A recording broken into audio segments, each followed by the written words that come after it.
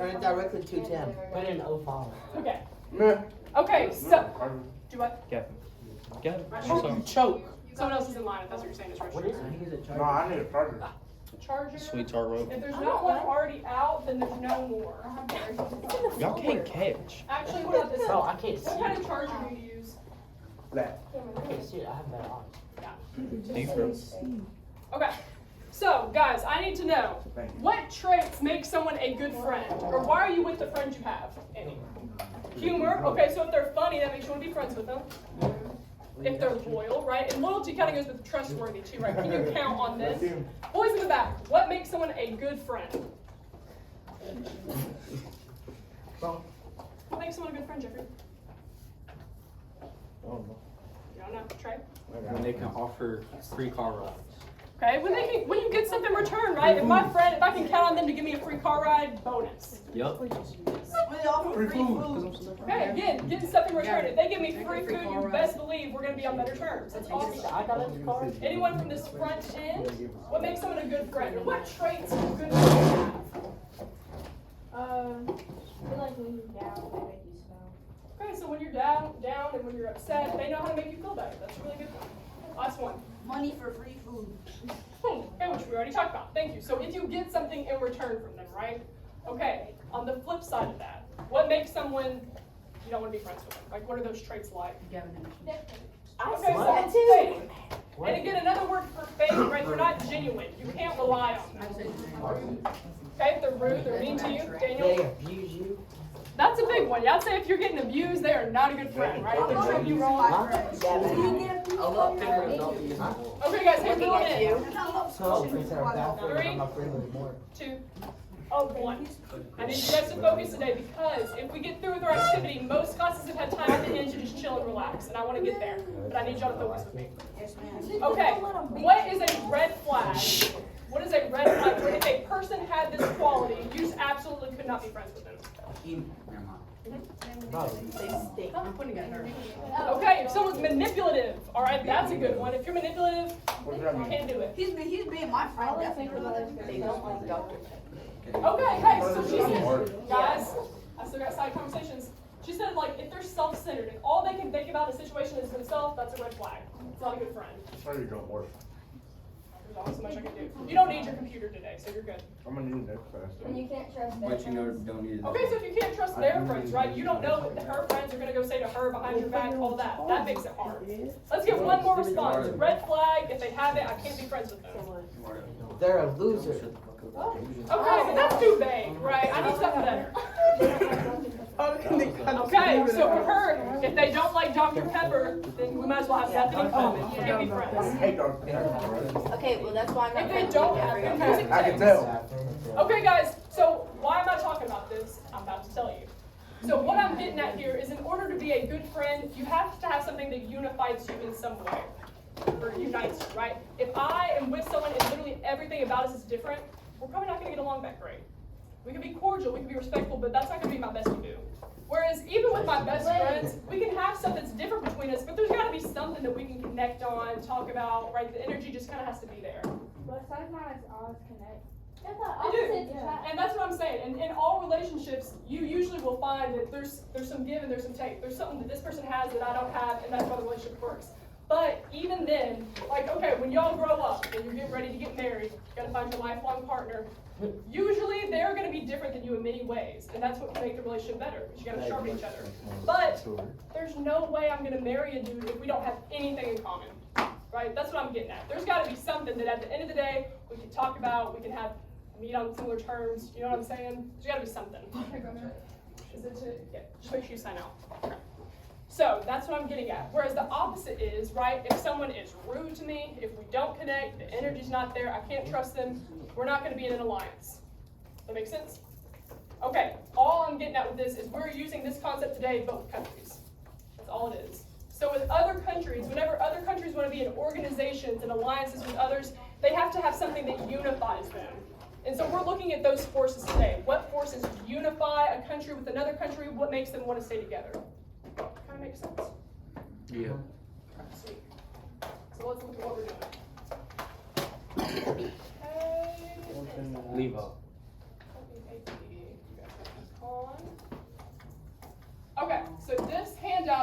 guys should have gotten. Did everyone get one at the front? I think so.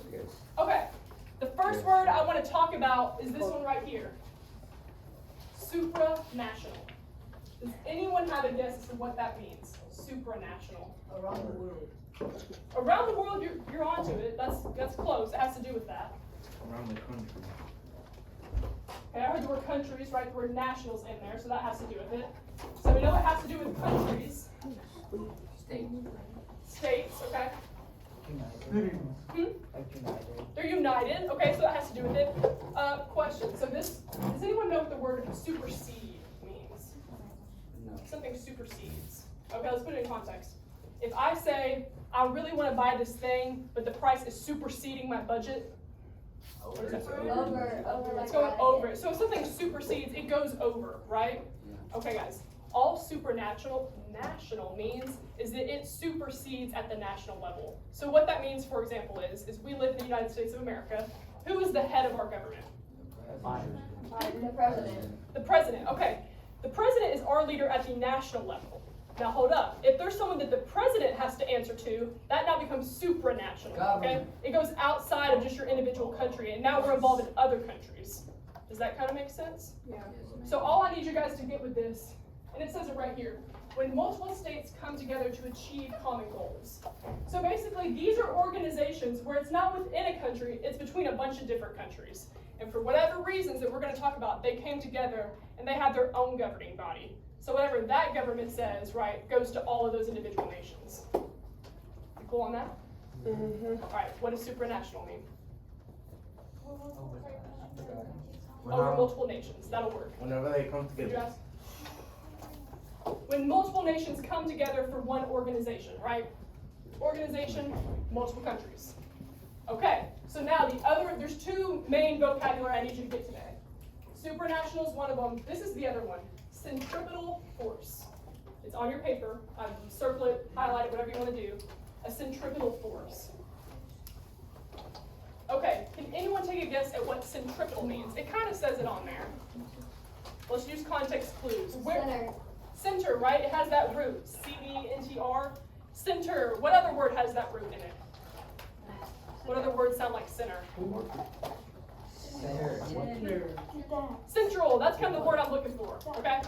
With centripetal forces, the word I want you to remember is central. And you can write that down if you need to, if that helps. All it means is what is the central goal, or what is the central force that is unifying these countries? Okay? In other words, what reason do I have as America to join with other countries? What's keeping us together in that organization? Okay, it could be strength. And we'll talk about it. That's basically what we're talking about today. We're looking at all the different centripetal forces that pull these countries together and makes them want to be pals. Come on in. Okay, so here's how this is going to work. I'm going to do the first example for you so that you can see what I'm looking for and kind of how we do it. So for this first one, I believe the first one on your paper, yeah, it's EU. I'm going to read the first couple paragraphs. I want you guys to follow with me, hang with me, we'll get through it, and I'm going to show you what I want you to do for each example. So this first one, you get a freebie. So let's look at it. All right. The European Union, which is the EU, is a unique economic and political union between 27 European countries. The EU that we know today has its roots in several treaties signed in the aftermath of the Second World War.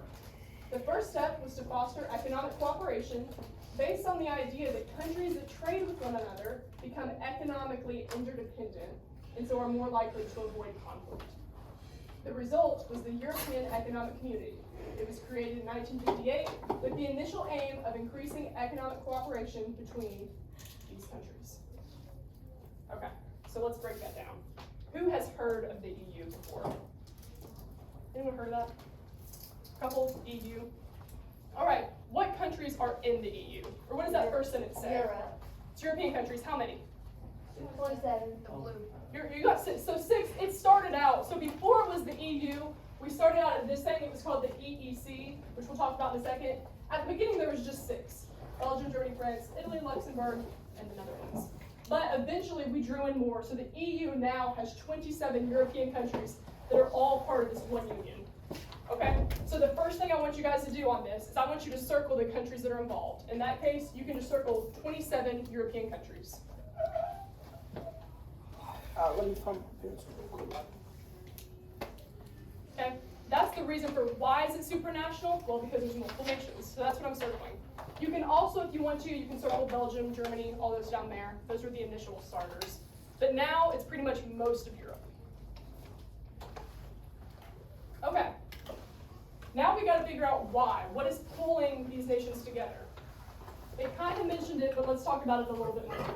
Okay, so it says at the end of World War II, who knows which European countries were fighting in World War II? Germany was a big one, right? Nazi Germany, we all probably know that one. Spain, kind of, not a big player though, or we call them actors in war. Huh? France was a big one, British is a big one. There's one more, it's actually written down there in that list, it's a big one that I want you guys to know. Italy, okay, so Italy. So basically, here's what happened. Germany and Italy were on a team in World War II. France was on the other team, along with Britain, US, the Allied powers. So they just got done fighting this huge world war, not once, but technically this is the second one. So the world, like that'd be like if within your lifetime you saw 2 huge global world wars. People were freaking out, it was a big deal. So the reason that they had at the end of it was they said, okay, we just finished fighting. Maybe if all these countries that just fought can get in an agreement with one another and become economically dependent, we're going to be less likely to have World War III. What does economic dependence mean? Or what does that mean if I'm dependent on another country for something? Everything you do relies on them. Right, relies on them. In this case, we're talking about trade. So if my trade, if I only get this certain resource from Germany, how likely am I to go to war with Germany? Not very likely. Why? Because you're part of them anyway. Exactly. If I go to war with this country that I'm dependent on for that resource, now we're in war, we're fighting, and they don't like me, now I don't get my resource, whether it's cotton or oil or whatever resource it is. So that's kind of the foundation for why the EU was originally created, right? It was to avoid war. Okay, we'll read a little bit more. Since then, 22 more countries have joined the United Kingdom, all right, so think Britain. They actually just recently left in 2020. I don't know if any of y'all heard on the news, so I doubt y'all were listening. I did when I was in high school. But has anyone heard the term Brexit? Brexit, it was on the news a lot in 2020. All it stands for is Britain exits, right? So Britain basically left the European Union and they're not a part of it anymore. But for the most part, there's still a ton of European countries. And a huge single market, also known as the internal market, has been created and continues to develop towards its full potential. What began as a purely economic union has evolved into an organization spanning many different policy areas. And then it gives a big long list: climate, security, justice. Okay, so we know why it's a supranational organization. We got 27 countries, that's why. What is the centripetal force that is pulling these countries together? Why do they want to be in a union? You can guess. I'm not, there's no right or wrong. Just what's the centripetal force? Because they're together. What do you mean by that? Like they're in the same area. Okay, so regional is kind of one of them, right? Which color is the EU? Right, so all of the EU countries are in the blue section back here. So because we're close together, it makes sense that I want to bond with the people that I'm right next door to, right? That's part of it. What's another big reason though that specifically those countries wanted to be together? What was the goal? The half power in numbers. Not kind of. That's really any alliance, right? You want to have other people with you. Specifically though, what was the goal? What was the centripetal force drawing them together? What were you going to say? I was gonna say to like be whoever if they had to go to war again so they could win. Okay, kind of. Let's put it this way. Thinking of war. At the end of a war, if your country has just been in a huge war, are you doing economically good or bad? Bad. Typically, you've drained a lot of resources, right? There's probably cities that were once cities and now they're bombed, right? So what was the goal for these countries coming together? What else did they want to boost? Resources, Not just resources, economy. your economy, right? So a centripetal force, at least where it started out with, the main centripetal force drawing them together, underline this: increasing economic cooperation. That's your centripetal force. What about that? Right here. It's on your paper. EU, increasing economic cooperation. In that first paragraph, or anywhere you see economy, really. We're trying to grow the economy. Now, technically, again, the EU has drawn in more countries since, and I mean, we're well past World War II. It's not just about economy. So that's where these forces come into if you want to underline them. Right now, they're needed on climate policy, health, external relations, security, justice, that kind of thing. So those are technically centrifugal forces as well. But when it first started, really building up the economy and becoming economically dependent was the centrifugal force. Okay, so does everyone see what we did there? It's really simple. All I need you guys to do is, why is it supranational? You circle the countries involved. And what is the force, the centrifugal force that's pulling them together? That's what we're going to be doing for each of these. All right, the next one we're doing together. So this I'm going to be asking you guys, and then eventually we'll wander off and do our own thing. Everyone good on EU? Okay, United Nations we're going to do together. I need 3 volunteers. 1, 2, 3. All right, you're going to read the first paragraph for us. You're reading the second paragraph. You're reading the third paragraph. Huh? You will in a second, but right now, this is all going to be guided today. We're doing this together. Yeah? Do it for you. Yeah, and make sure you sign out. Okay, so you got my first paragraph? So basically it's just those first 2 sentences. I want us to all be reading together so we can follow along. All right, go ahead. The United Nations is an international organization founded in 1945. It is currently made up of 193 member states. The mission and work of the United States are guided by the purposes and principles contained in its founding charter. All right, got the next one? Due to the powers vested in its charter and its unique international character, the United Nations can take action on the issues confronting humanity in the 21st century, such as peace and security, climate change, sustainable development, human rights, disarmament, terrorism, human terrorism, and health and regulations, gender equality, Sweet. All right, last paragraph. The UN also provides form of its members to express their views in the general assembly. Security Council, the Economic, and the Social Council, and other bodies and committees. By enabling dialogue between its members and by hosting negotiations, organizations have become mechanism for governments to find areas of agreement and solve problems together.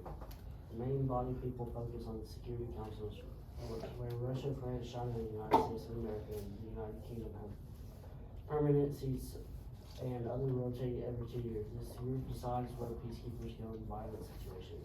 Sweet. All right, everyone give our readers a round of applause. Y'all did great. Thank you guys. Okay, so if I had candy, I would give it to you, but I do not. All right, let's figure out what the heck all that meant. Okay, who has heard of the UN before? Anybody? This one maybe is, okay, a couple. Usually don't hear this as much as EU. Okay, so United Nations, who is involved in the United Nations? Who are its members? United States is one of them. Mm-hmm. France. Specifically, how many countries are there? 193. 193. Okay, so for supranational, why is it supranational? I would circle this. These are my member states. And if you want, you can include the ones down here too, China, France, US. Okay, so 193, that's a lot. What that means is that almost every country in the world is part of the UN. It's easier to look at the list that's not in it. It's a very small list. So basically, this is a global organization that includes almost every country. Okay, so here's the harder part. What is the centrifugal force? Why do all the nations almost in the world want to be part of the UN? Find it in your article. Go back to it to reference it. I'll ask you a second. I'm going to let everyone read a couple more. See if you can find what is the centrifugal force. Alright, Andy, what do you think? Okay, does anyone know what the word humanitarian means? Or better yet, does anyone know what human rights are? What does it mean if something goes against human rights? Or if something is inhumane? Not necessarily illegal in some places. That was kind of the issue. It's severe. It's what most people consider wrong, right? So like some examples that it has up here, like terrorism. We consider that terrorism goes against human rights. Like slavery, especially like child slavery in certain countries, like the UN looks against that. They're like, okay, that goes against human rights. It's wrong. Okay, so that was a main centripetal force that kind of pulled the UN together. At one point, before all these countries had one governing body, we, the United States, could be doing our own thing, thinking we're doing all good. We look over at a country across the sea, and they're over here having child slavery. They're over here, you know, there's a lot of gender inequality, abuse. And there was nothing that we as the United States could say against that because they're their own country. They're doing their own thing, right? What the United Nations does is it joins all these countries together and kind of gives some bylaws of things that like, hey, this isn't okay. This is what you can and can't do. So it's supranational, right? It goes outside of just individual nations. Kind of makes sense? Now, it's not just humanitarian. It mainly is. So like if I was underlining human rights, that's a big one. Let's see. Where was the first thing I said? Okay, act on issues confronting humanity in the 21st century. That's your centripetal force. That's the main thing. But really, all of these kind of go underneath that. Humanitarian, gender equality, governance, food production, right? That's all considered under the umbrella of the UN. So that's why all of these nations want to be part of it. Do you have a question? Tim? Oh, no. Just have your hand. Yeah. Yes. So if both of China and like Russia and the United States are all in this, then how come like, we have threats on Biden and stuff? Because the UN only does so much, right? There's only so many bylaws in effect. And I'm about to show you an example too. Really, a lot of times when the UN comes in is if there's a super violent situation and there's not enough like military or something to take care of it, UN brings in these guys, which are called peacekeepers. I'll show you a picture of what it looks like. But I mean, each nation still has their own government, right? It's not like it's the government of the world necessarily. It's basically just. Why would we go against people that we're aligned with? It's not really an alliance though, right? It's basically us, we're just saying that we submit to like their rules of the UN kind of, but it doesn't mean that we're friendly with them, right? There's still conflicts between, I mean, all the nations, because every nation's in it, right? So if you're all an ally, right, could you still technically have fights with your friends? Yeah. Right, so there's still gonna be issues going on. Has anyone seen the Hunger Games or read it? Yeah. Okay, do y'all know what the people are called that have like the white stormtrooper looking outfits and they go with batons and they, in the Hunger Games they're called peacekeepers. In the Hunger Games, do y'all remember that? That was more I feel like whenever I was like middle school, too, that was big. You did? Candace Everdeen? Okay, so in the Hunger Games there are these guys called peacekeepers, and in that series they're very brutal. They basically go in, have military authority. This is kind of different, but it's interesting because they're called the same thing. But down here, if you look, they're called peacekeepers. And so basically what it says, if there is a violent situation, these UN peacekeepers will go in and try to form peace. Does anyone know what they look like? Like what color they are? Their outfits? Do what?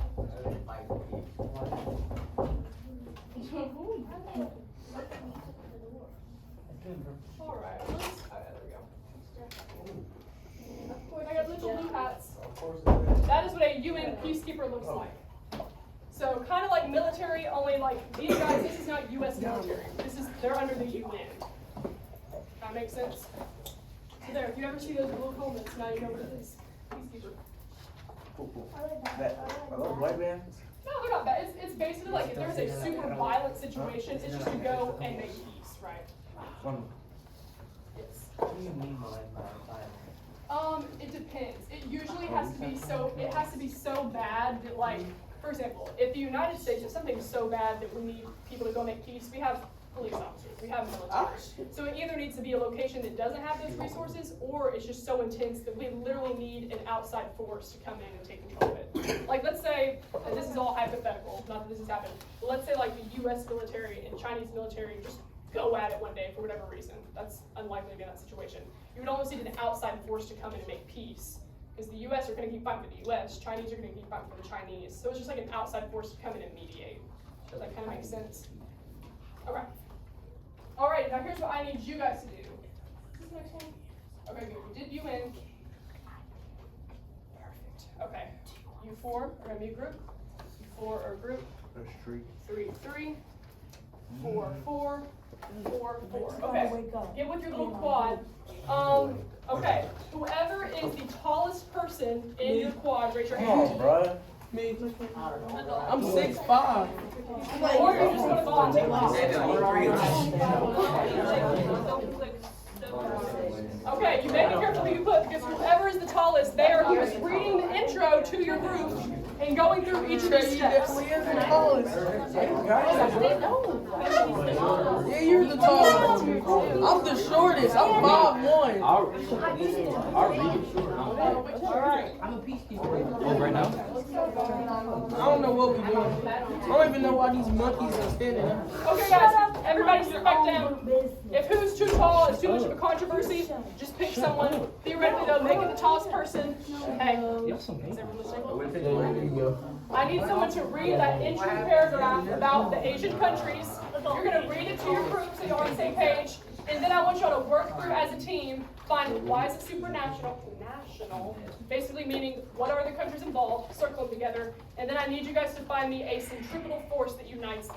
What is the main reason that they want to be in an organization together? Make sense? Yes, ma'am. All right, you guys have 5 minutes. 5 minutes.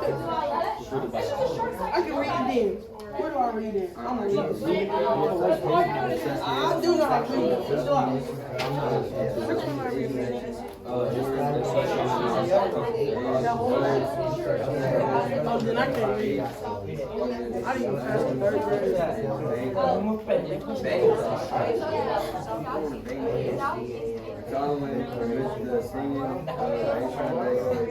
You're just looking at the same. So I need to read these together, read these together, and just basically just imagine certain the nations involved, and then find the centripetal force. Why do they want to be together?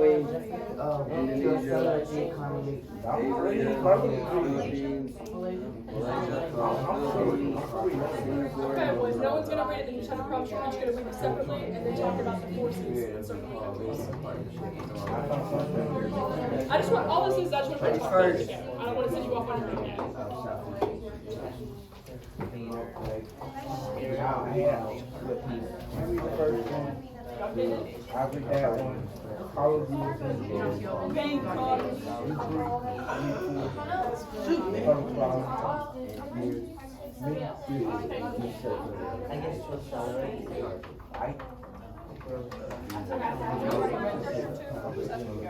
Okay, he's the one, and then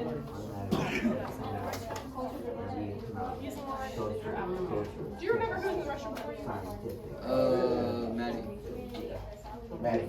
He's still gone. She's okay. Oh, that's not Maddie. Okay, whenever she gets back, you, whenever he gets back, you. All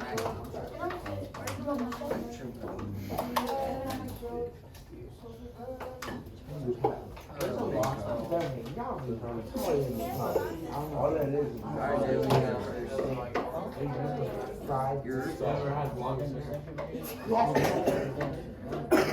This is just the up. That is Asia. I literally cannot read. Where did that come into? Okay, at this point, everyone should have at least read through it. So now you're just discussing what is a centripetal force that unites these countries. Oh, Lord. That's what I want you guys to be discussing. Economic growth. You must have said to happen. Okay. Your mom, Did it load? you let your mom say you. What's that doing, bro? Watch the end of it. Yeah, I definitely got a gun. Right. You're not gonna listen to it. Watch the end of it.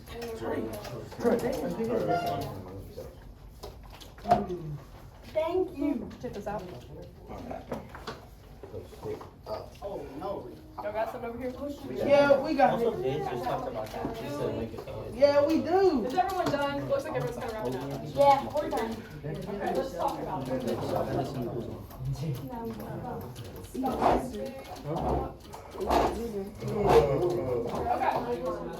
Okay. So, easy question. Who are the countries involved in this group? Yes. Asia. You can call them out, actually. Just call them out to me. Thailand. Indonesia, Thailand. Cambodia. Philippines. Yes. Singapore, Indonesia. Lois. Where are all of these countries located? Bangkok. Southeast Asia. So basically, I got you. right back here in this section.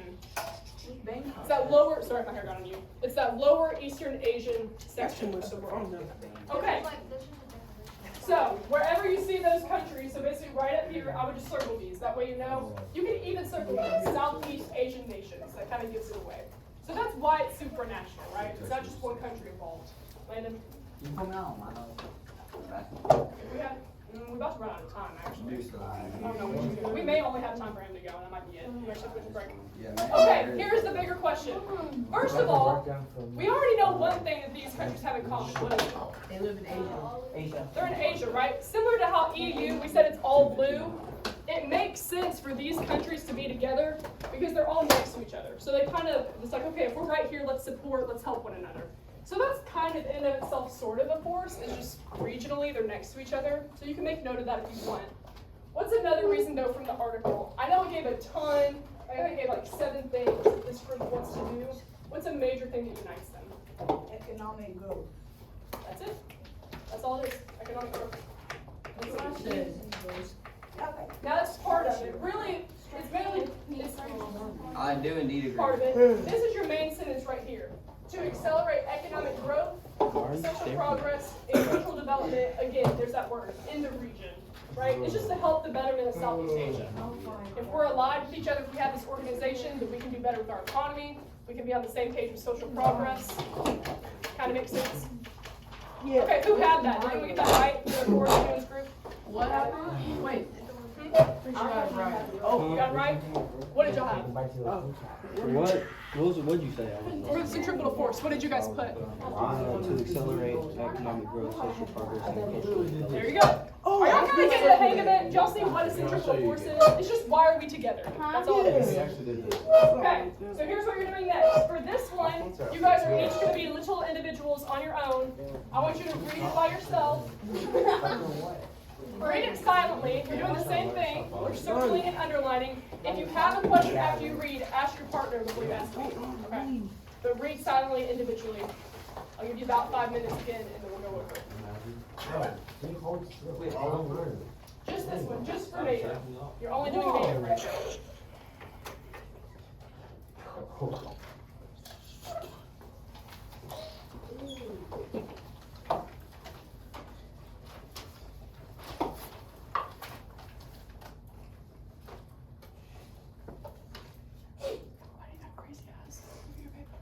Oh.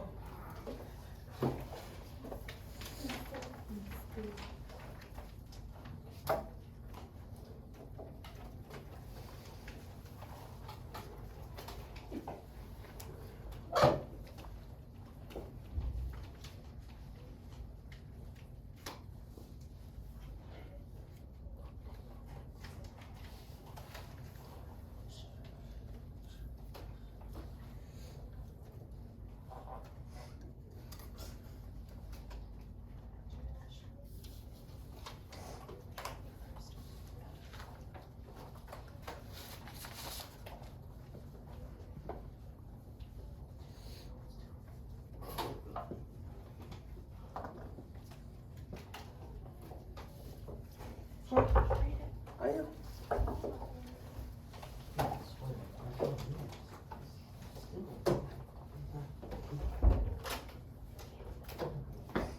Alright, barely got enough time, so real quick. Did you sign out already?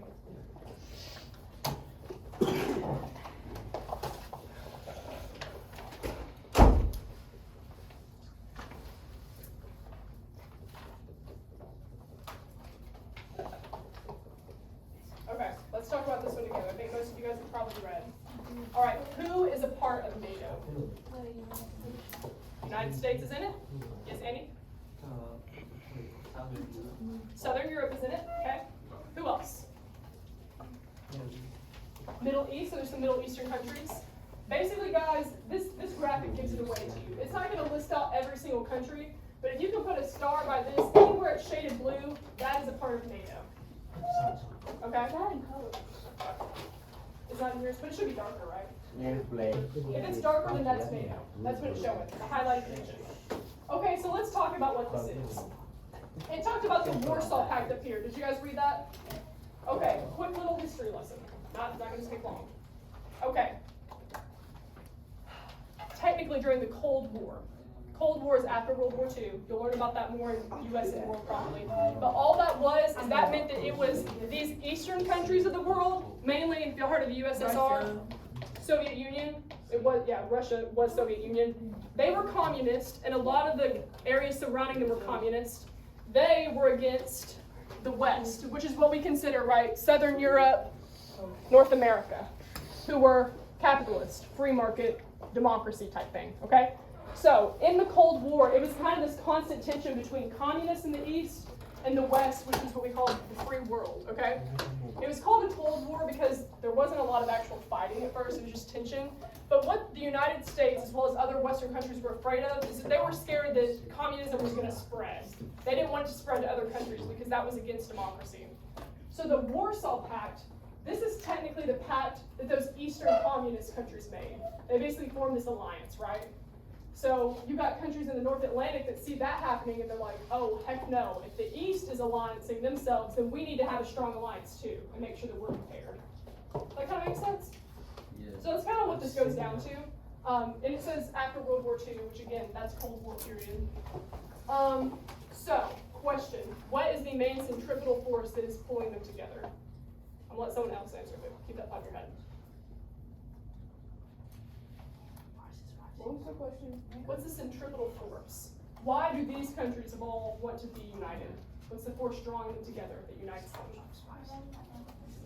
You should have an underline. I want to know what you thought of while you were reading. Freedom is a part of it. There's another big one though. Security. First word. Hey, you guys listen back there? This is your centripetal force, is security. Okay? Or here, if I was underlining something, I'd say NATO's purpose is to guarantee the freedom and security of its members. And they did that through military means. So again, like I was saying, freedom, this side of the world is what was considered the free world. They were a democracy. So all the nations involved in NATO wanted to support free trade, okay? They wanted to support freedom. They also wanted to have security in case you got like nuclear bombs from USSR, things like that. So that was the uniting force that joined NATO. Everyone good on that one? Security and freedom. Okay. Next, same thing. I want you to read it quietly. Figure out what countries are a part of it. That's the easy part. And then the hard part, what is the centripetal force that's uniting them?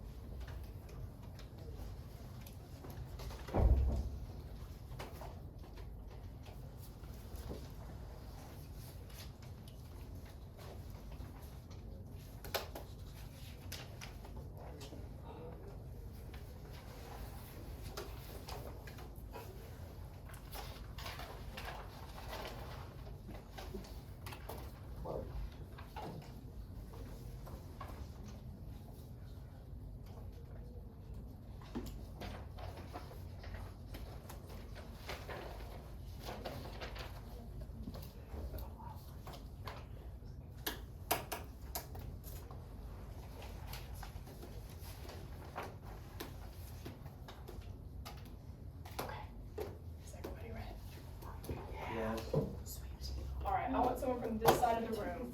What were the nations involved in this organization? Easy, right? United States, Mexico, and Canada. So let's look at that. Boom, boom, boom. What do they have in common? North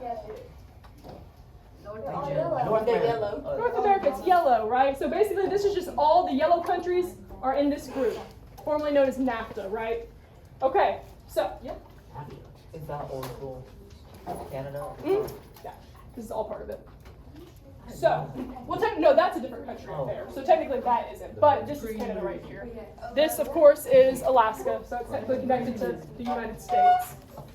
Okay, so let's talk about this. So we know that regionally it makes sense for them to be together because they're neighbors, all right? But what exactly is it that they're agreeing on? And it's right over here. I want someone from these two rows, other than Andy, because he's been awesome and has talked a lot. What is the centripetal force that's joining these countries together? What's the point of us being allied with Canada and Mexico? We're so close. What is it? Reciprocal trade. What were you saying? We're like super close. Proximity. We talked about proximity. That's part of it. New branches. New branches? What do you mean? We talk about branches. I don't know. Resources. Like new avenues Yeah, to trade, resources, maybe? yeah. Okay, more resources. What were you gonna say? Hey guys, she just gave me the answer, alright? That is basically what the centripetal force is. What'd she say? The reason that these countries are together is this right here. It creates a more balanced reciprocal trade supporting high-paying jobs for Americans to grow the North American economy, alright? Basically, we want the North American economy to grow. That is the purpose of this organization. It's trade, right? It's a trade agreement, so that means that we can more freely trade between these areas, which makes sense because they're our neighbors. Guys, I'm over it. Okay, we're done. Yeah. All right. Does everyone have the centripetal force for that one? Basically, to promote the North American economy. That's the purpose of the USMCA. All right, I think you guys are the last one, and then we're good for the day. And then we're done? Yep. And I need to try to give you solid, no laughter, chitty-chatty going on. I want solid reading, quiet. I want you guys to completely direct me and tell me what the countries involved are, what the centripetal force is. Okay? I got you.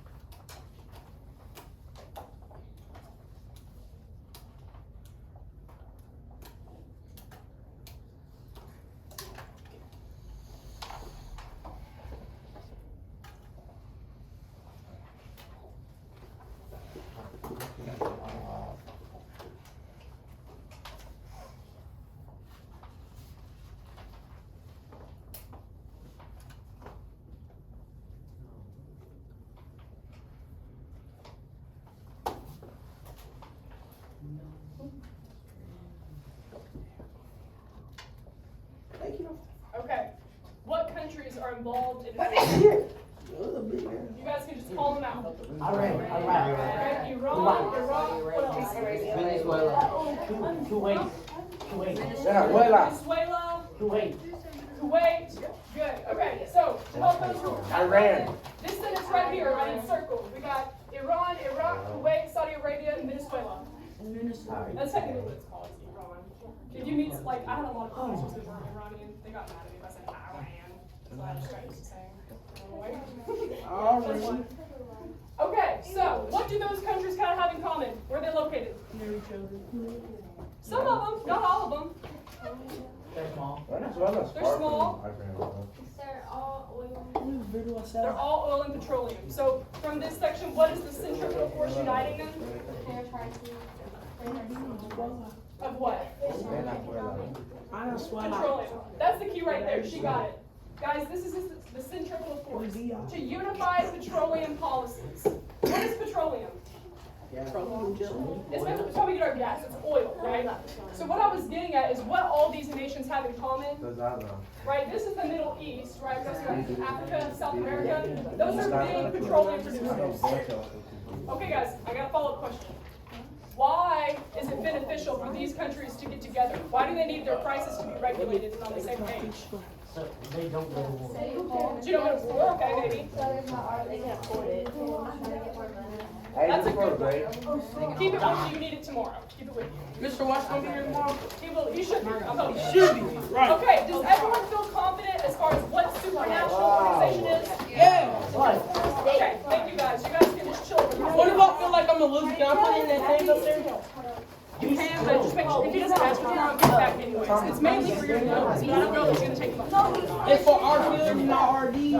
Tom, Yeah, thank you. Stop. Hey.